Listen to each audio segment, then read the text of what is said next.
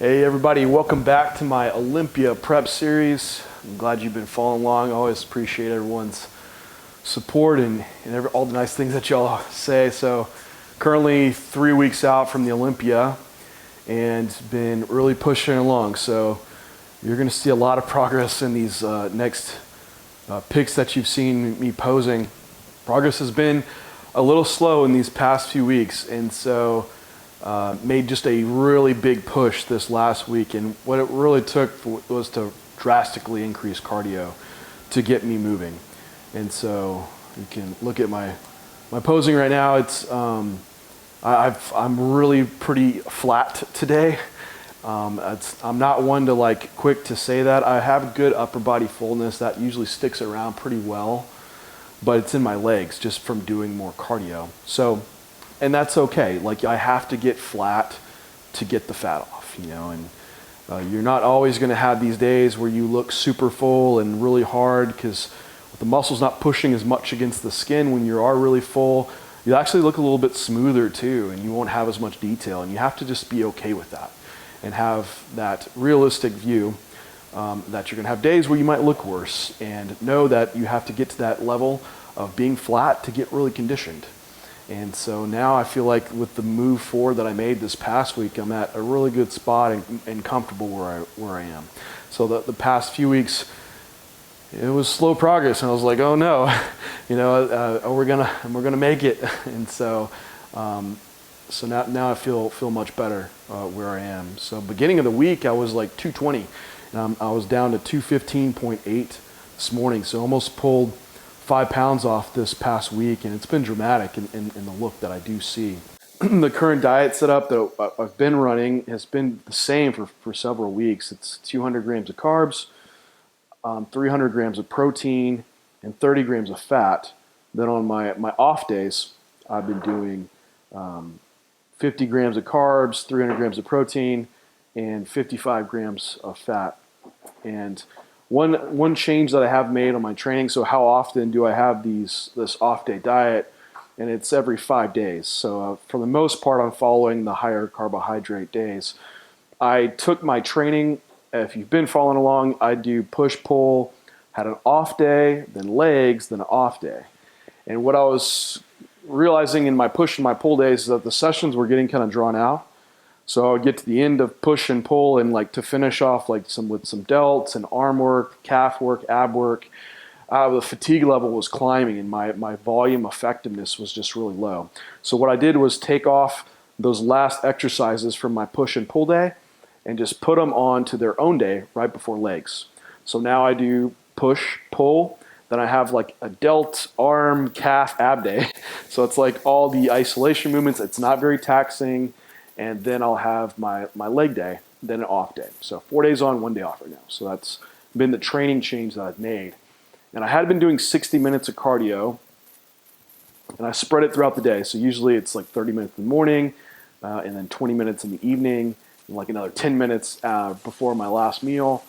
And do it on the treadmill. So it's 11% incline, 2.8 miles per hour. So it's not a fast speed, but a pretty good incline. And this last week, I just added 30 minutes in. So now I walk. I'll do 30 minutes in the morning.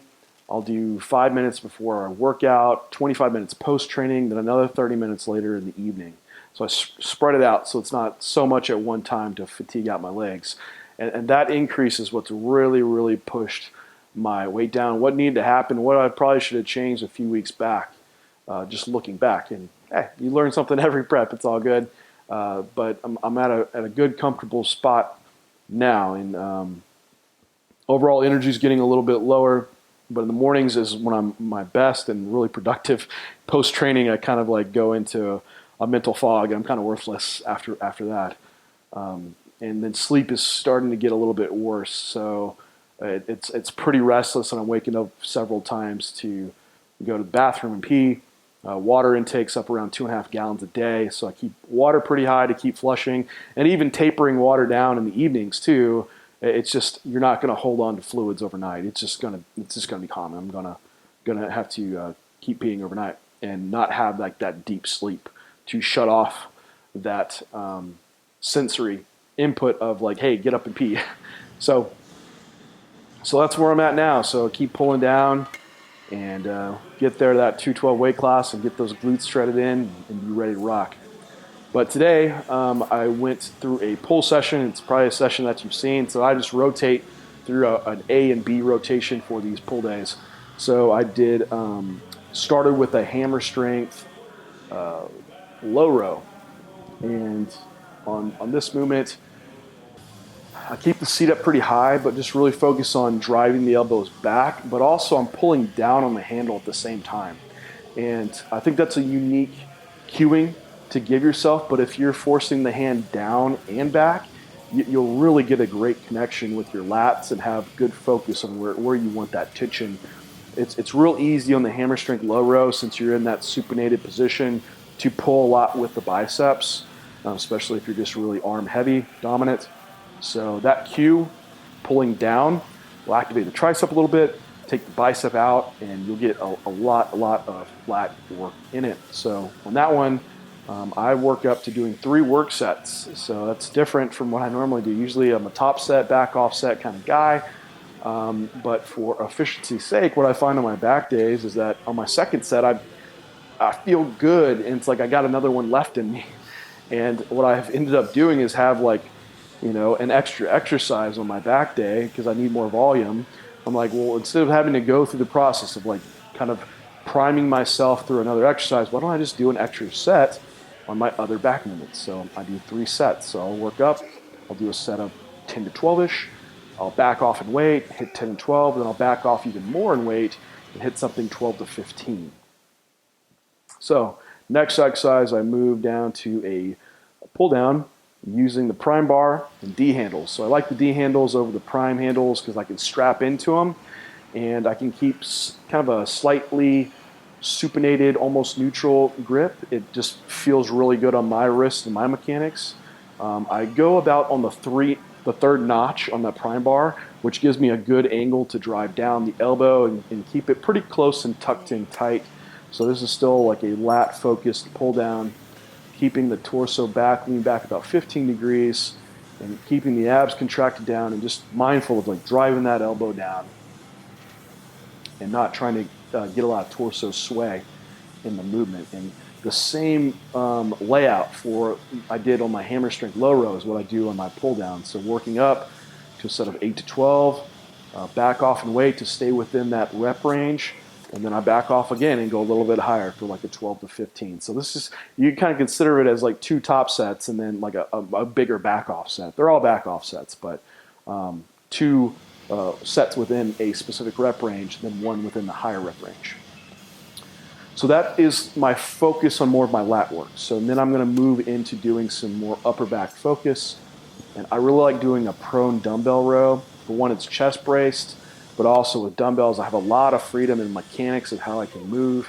And I do them on a really low incline bench, keeping the elbows flared out. So where your elbows finish in relation to where they're pointing on your back is what you're going to be training. So just like with our pull down, if your elbows are pointing down, it's going to hit more lower lat. If your elbows are coming back up, you're going to hit more rear delt and trap. So focusing more on that area of the traps and rear delts, all the thoracic extensors, because you'll kind of see me kind of lean forward a little bit, then arch back some.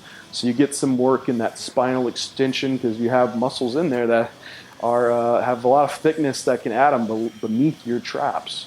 And so I'll do the same thing, 3 sets here, 8 to 12, another set of 8 to 12, then a back off of 12 to 15 reps.